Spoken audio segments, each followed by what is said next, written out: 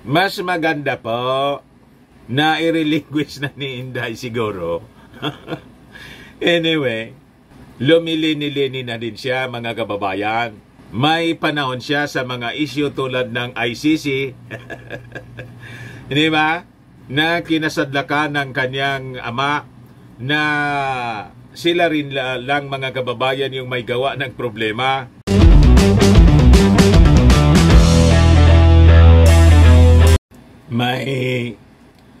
May controversy na naman pong kinasadlakan si Inday. Ano anya yan, Mr. Maravillas? Ito po yung balita ngayon. Sabi dyan, DepEd fails to remit 5.55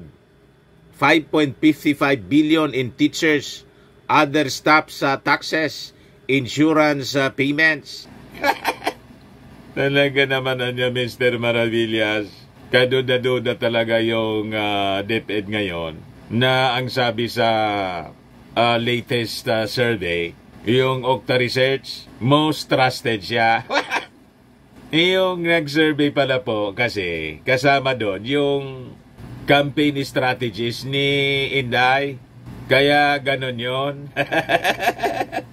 But before ko, mga kababayan, ibigay sa inyo yung full story, click subscribe muna dito sa ating YouTube channel and hit the notification bell para laging po kayong updated sa mga kaganapan dito sa ating bansa.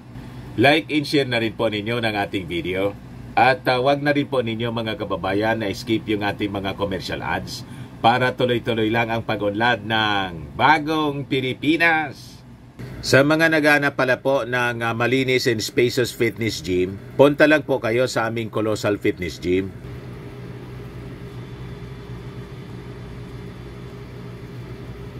We also offer Grab car rental with our brand new 2023 model ng Toyota Innova.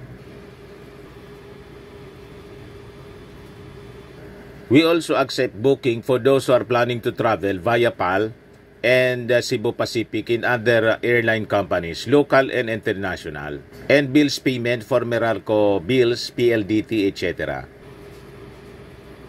Ang Colossal Fitness Gym is located at 3rd floor, Security Banca Building, Landco Business Park, Legazpi City, Albay.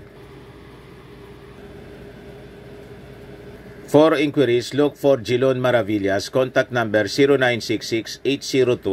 0966-802-0949.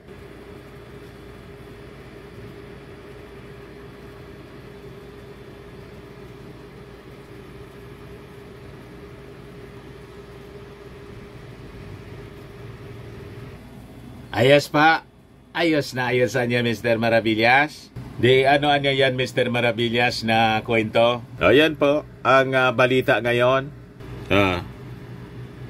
Sabi dyan, education divisions in the provinces tell state auditors that disorganized and unreconciled records of the GSIS, PhilHealth, and Pag-ibig have prevented them from remitting the deductions. Yan po. Disorganized po. Hindi maayos ni Inday. Paano man anya, Mr. Maravillas, maayos ni Inday? Yan na. Naubos yung panahon na lang ni Inday sa kakatantrums dahil sa pagtanggal sa kanya, pagtanggal sa DepEd at saka sa Office of the Vice President ng confidential funds. Sige na lang anya yung tantrum at sige yung pakiaway sa Congress. Hindi na maasikaso, mga kababayan, yung departamento. Imagine, 5.55 billion yung hindi na i-remit po. In taxes, insurance contributions, in loan payments, deducted from teachers and non-teaching personnel as of end 2022.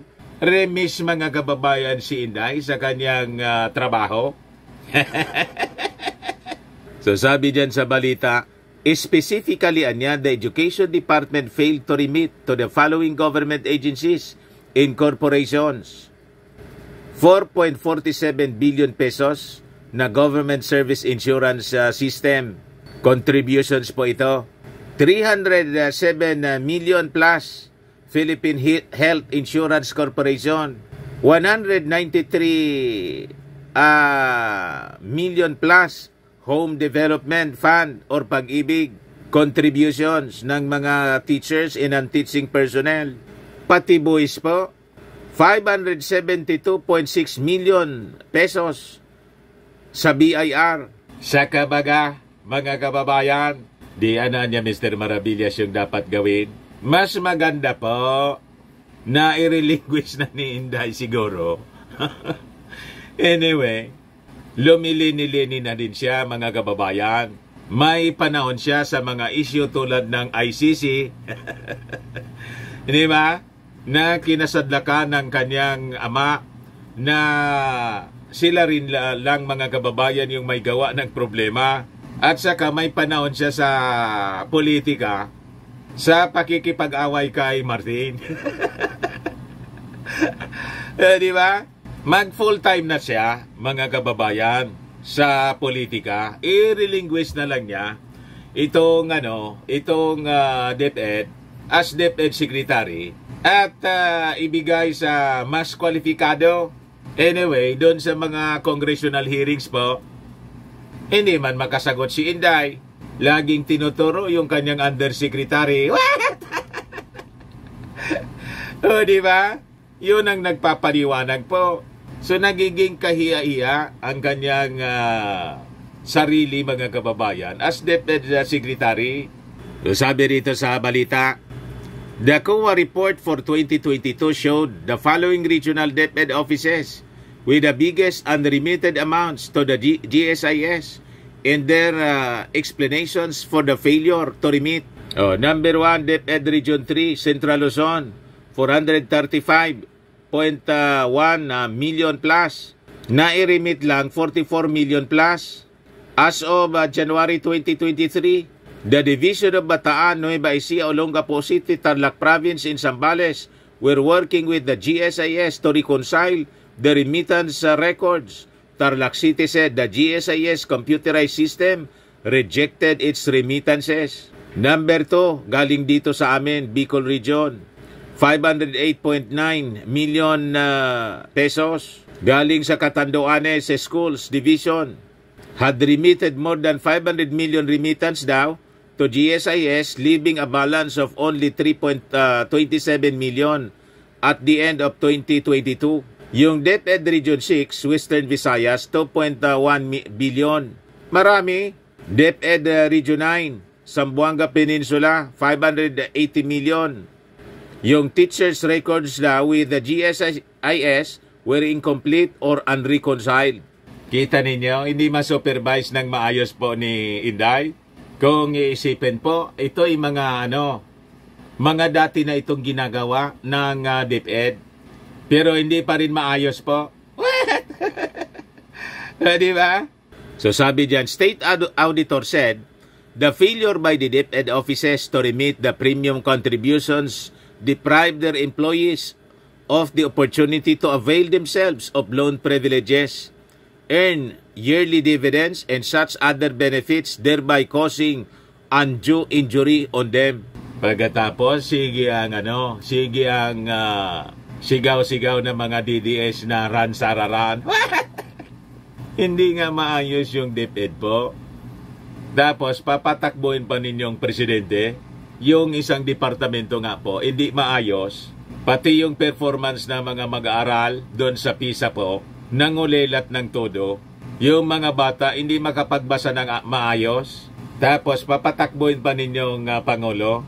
But anyway, tumakbo lang po si Inday. Ang magdidesisyon naman po niyan ay ang mga mamamayang Pilipino. Ayos ba? Ayan man lang po ang balita ngayon. Baka lang gusto ninyo po itong itry. Firmax Firming and Lifting Cream, pinapahid po sa mga pulses and affected area. Mainam po sa paninigas ng mga kaso-kasuan. Sa mga gustong bumata, anti-aging po ito. Automax yung bagay po sa inyo. Sa mukha naman yung application. You will look 10 years younger than your age. Sa mga cancer patients naman po, try nyo po itong Nensha Red Mix Fruit Drink. Hindi man po siya gamot, food supplement siya. Kaya lang, gawa siya mga kababayan sa goji berry. yung goji berry may anti-cancer properties. Ayos po. O yung mga inquiries ninyo, dumiretso na lang kayo sa aming messenger sa Facebook para masagot namin agad. Ako po si Dante Maravillas. Bye-bye po. God bless.